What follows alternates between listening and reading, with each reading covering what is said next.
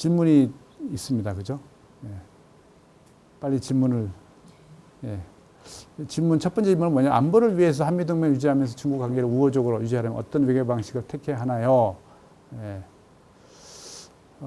아까 얘기했던 안미경중이죠. 사실은 안미경중은 우리가 전략으로 한 건 아니에요. 우리가 하다 보니까 결국은 우리가 할 수 있는 최선의 선택은 그렇게 된 거죠. 예. 그나마 할 수 있는 방법은 철저하게 한미동맹의 역할을 너무 확장적으로 비춰지지 않도록. 그러니까 지금 문제는 뭐냐? 한미동맹이 한반도에 머무르지 않고 지역동맹, 글로벌 동맹을 점점 확장되고 있다는 미국의 요구와 기대가 있다는 거예요. 대표적인 게 MD, 사드에 문제가 생긴 것도 사드가 MD의 연장이 될 거라는 우려가 있기 때문에 그런 부분이 있거든요. 그러니까 한미동맹을 뭐 한중 관계도 조정이 필요하고 현실화시키고 합리화시켜야 되지만 한미동맹의 그 역할도 이제 시대에 맞게끔 좀 조정이 필요한 시기고 그런 노력들을 하고 있는 게 아닌가 싶습니다. 두 번째는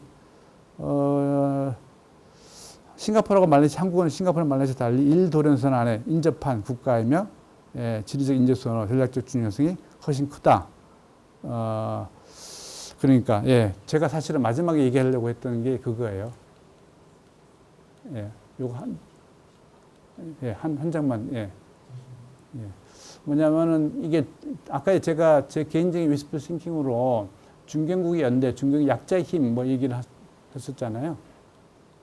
근데 사실은 한국은 굉장히 중요한 위치에 있지만은 중견국 약자의 힘을 발휘하기에는 굉장히 구조적인 한계가 있어요. 아까 여기 지금 지문자가 얘기하신 대로 일단 지정학적 위치, 해양 세력과 대륙 세력이 역사적으로 맞닥뜨려지는 그 경계선의 위치에 있다는 거예요.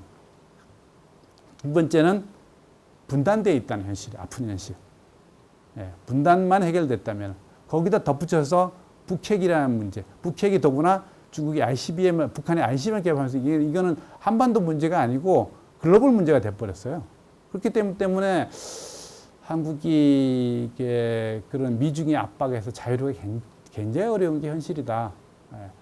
그나마 그래도 그걸 극복할 수 있려고 노력하는 게 필요하고 그 발판 출발은 사실은 저는 국내에서의 단합, 의견 일치가 굉장히 중요한데 심지어는 국내에서 이게 정쟁의 대상이 되고 있다는 거예요. 진보와 보수 정부 때마다 정쟁의 대상이 되고 있고 친미냐 친중이냐가 진보 보수의 문제인 것처럼 비춰지면서 우리 스스로가 이게 중미 경쟁을 한반도로 소환하고 있는 사례들이 굉장히 많다는 겁니다. 그것만 최소한 하지 않아도 시간을 끌면서 우리가 우리의 독자적 전략적 가치를 좀 생성시킨다면은 여러분들이 이 세상에 중년이 됐을 때는 좀 좋은 세상이 되지 않을까. 세 번째인가요? 세 번째 질문도 있네요. 되게 긴데요. 세 번째는 세 번째는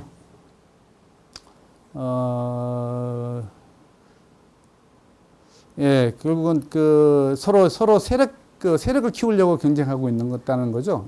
미국은 미국대로 이제 뭐 미국 질서에 들어오도록 아시아 태평양 인태 전략도 그렇고 그죠? 요구가 있고 중국은 중국대로 있고 그죠? 점점 더 심해질 거예요. 그러니까 한국이 지금 사실은 모호한 입장을 유지하고 있냐면 그렇지는 않아요. 모호한 입장을 취할 수가 없어요. 우린 아까 얘기했지만 내부의 갈등도 있고 그렇기 때문에 그러니까 전략적 모호성이라는 거는 상대가 판단하기 어려워야 되는데 너무 우리가 노골적으로 서로 내부적으로 그래서 제가 농담 비슷하게 우린 내부의 갈등을 의도하지 않은 전략적 모호성으로 보여줄 수도 있겠다 하는 생각은 아예 그냥 우리 내부의 친미와 친중 사이의 진보와 보수 간의 갈등을 있는 그대로 그냥 하는 것도 한 방법이에요. 그걸 더 이상 구조적인 문제에서 바꿀 수 없다면은 그 틀 속에서 우리가 언제든지 우리의 국익을 기반으로 해서 국익에 도움이 된다 하면은 미국이 원하는 어떤 선택에 참여할 수 있고 우리 국익이 도움이 된다면 중국이 원하는 선택에 참여할 수 있다. 가능성 열어두는 것도 한 방법이에요. 근데 이제 지금은 뭐 여러 가지 사정상 우리가 이렇게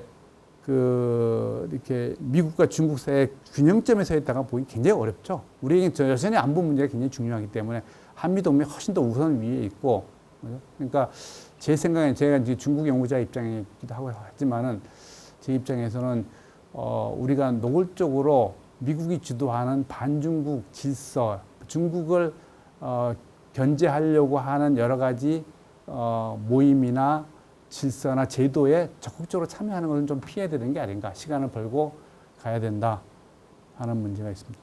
예, 네 번째 질문이 있네요. 예, 민족주의 문제입니다. 민족주의 문제는 저도 관심 있고 좋아하는 문제인데, 홍콩 문제죠. 예. 민족주의, 사실은 아까 이제 인종민족주의가 자극될 가능성이 있다고 하긴 하는데, 실질적으로는 중국은 이미 한족 중심의 그 통합, 공산당이 거의 한족이 장악하고 있고 한족 중심으로 형성해. 인구적으로 보면 93%가 한족이에요, 전체 인구에.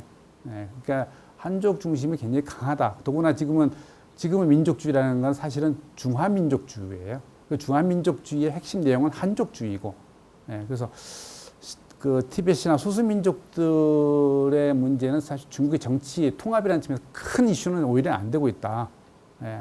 홍콩 문제도 사실은 홍콩 문제라기보다는 중국이 우려하는 거는 홍콩 문제가 미중 관계 문제로 바뀔 것에 대해서 중국은 더 우려하고 있다 하는 겁니다. 그만해야 되는 거 시간이 다 된 거죠? 아, 예. 카메라가 제가 카메라 익숙치 않아서. 네, 다섯 번째 질문 여기까지 할까요? 해야 되나요? 예, 마치 하죠, 뭐.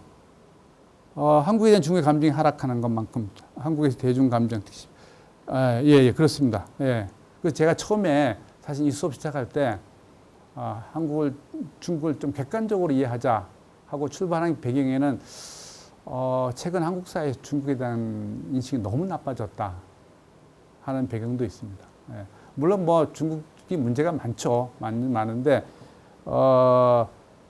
감정으로 외교를 할 수 있는 건 아니기 때문에 지금 많은 분들 뭐 유튜브에서도 그렇고 많은 분들이 중국에 대해서 굉장히 좀 객관적이지 않은 팩트를 가지고 사실이 아닌 걸 가지고 중국을 과도하게 비난하거나 공격을 취하는 경우가 있습니다. 그러니까 중국에 대해서 우리가 비판하고 공격을 취할 때도 굉장히 사실에 근거해서 객관적으로 했을 때 그가 효과가 있는데 그렇지 않은 것들을 가지고 하다 보면 오히려 상대를 더 자극해서 이게 감정이라는 거는 뭐 아시겠지만 서로 에스컬레이션 되는 거잖아요.